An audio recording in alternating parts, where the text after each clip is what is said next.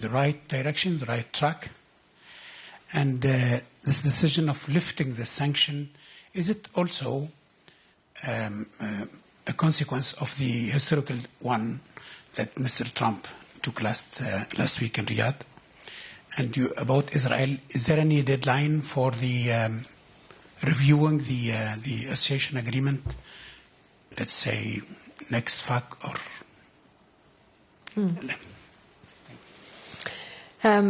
Thank you. First, on Syria, like I said, is everything going very well? No, it's not. But I think the question that we have two choices. Either we give Syrian people a chance that they have services, they have jobs, and their salaries could be paid, so that there is less radicalization in Syria. Or we don't give that opportunity, and then we also don't have any say on the human rights and all the issues that actually worry us.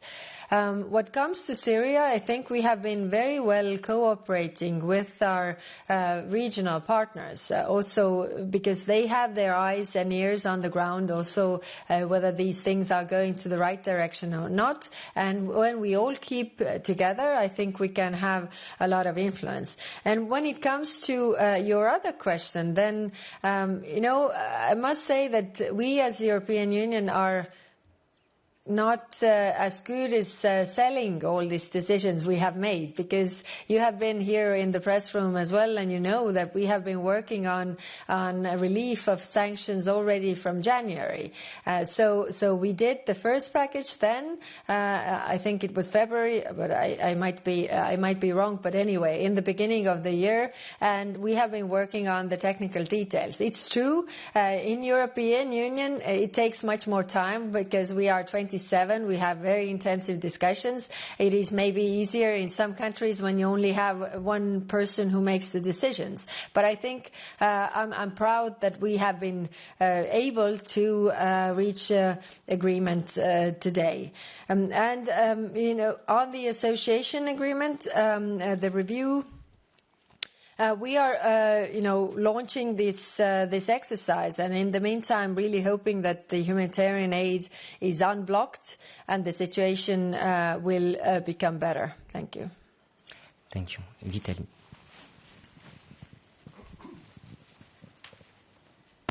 Thank you, Vitaly Sizov, UATV, Freedom.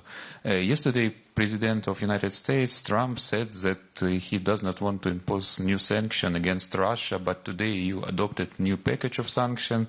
Ukrainian minister and his EU colleagues said that it's very important to coordinate sanction policy with the United States.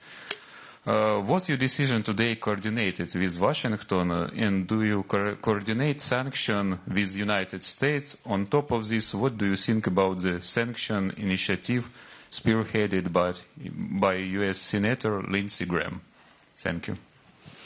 Thank you. I think first we are coordinating with a lot of partners outside the European Union also, because then we have a stronger pressure if everybody agrees and wants to really end this war. So we are cooperating and coordinating with a lot of partners. What comes to the proposal by Senator Graham, I think it's a very strong proposal, and it shows that also there are people thinking the similar way in United States. Thank you.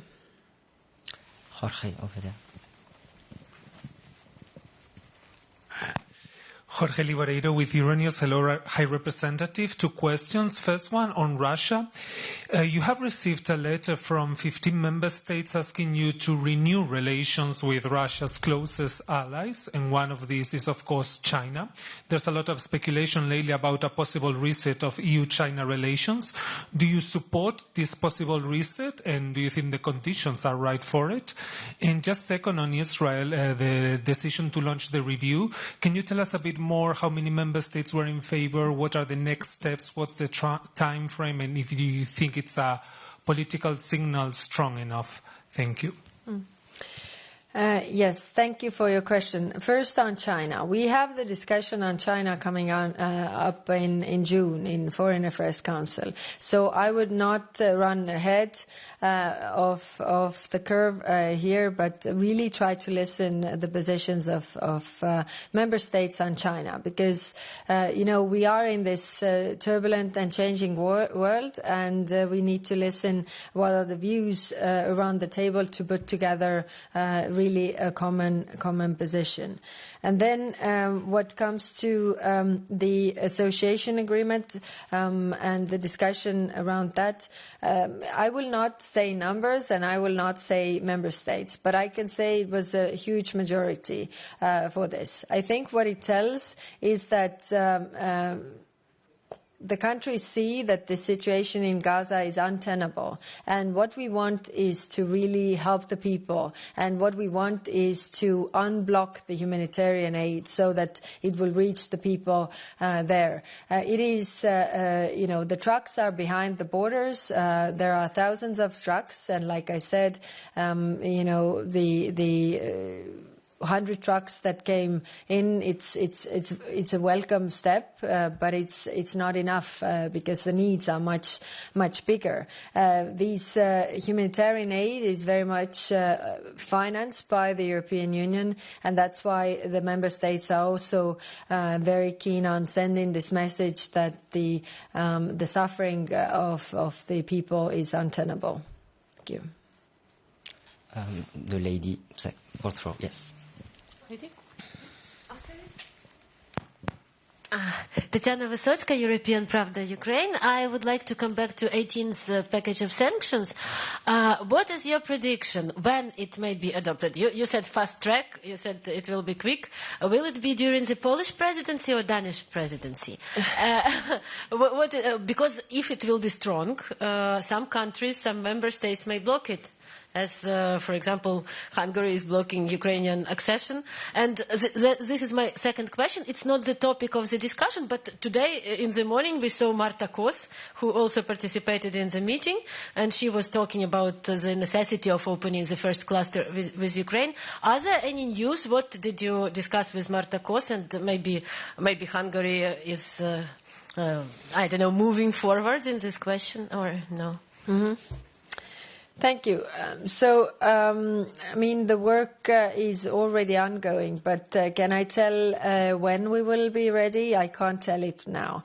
And I can't also, it always is. One member state is, this is not going. The other one is saying, we need to find something else. So it's always very intense debates, and I can't estimate how long it will take. But if the necessity and need from the member states is there to move fast, to send a strong signal, to put the pressure that also Russia wants to end this war, then we need to move fast. On enlargement, there were many member states around the table who were pointing out that we need to move on with the enlargement and unblock the opening of clusters. So we are working on that, and definitely Enlargement Commissioner is doing a great job. Thank you.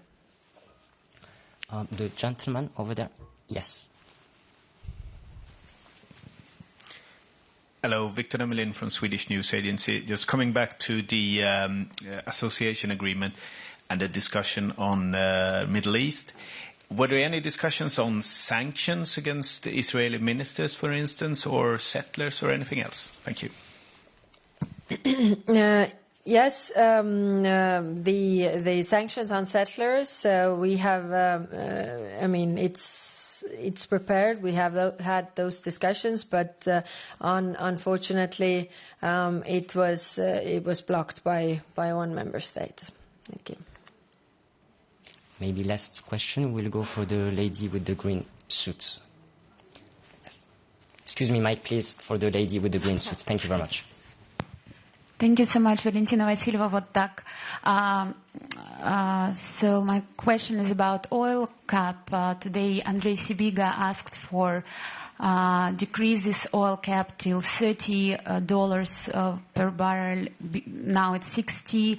Before Reuters, I think, wrote that EU wants to decrease it till $50. Do you think it's realistic without the United States? How realistic do you think it is? And if you can a little bit elaborate about help for Radio Free Europe, how will it work when they will receive this money and etc. Thank you so much. Thank you. Oil price cap. Just recall when we first agreed the oil price cap, the agreement was between all the parties that it will be, if the market price goes down, then it is always lower than the market price. That was the initial agreement by all parties.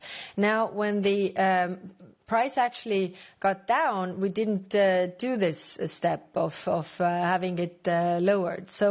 I mean, the discussions, and then we had the US also on board. Right now, I know that in this big package of sanctions that the Senate is preparing, it's also the oil price cap. So the necessity is there. But can I predict how it is going? I can't, because the work is ongoing.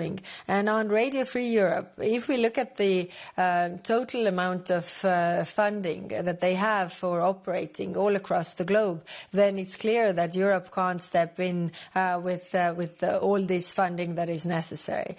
So our focus should be really to help Radio Free Europe to work and function in those countries that are in our neighborhood and that are very much dependent on news coming from outside on Radio Free Europe, whether it's Caucasus, whether it's Central Asia. So to have it functioning, like I said, it is the short-term financing, and we need also member states to come in to find solutions for the long-term financing. But when we had the discussion with the commissioners, external affairs commissioners, also about the foreign aid withdrawal by United States and where we step in, the discussion was about being strategic, and we gathered from the member states what are the strategic areas where we come in with the European money, because we can't fill the void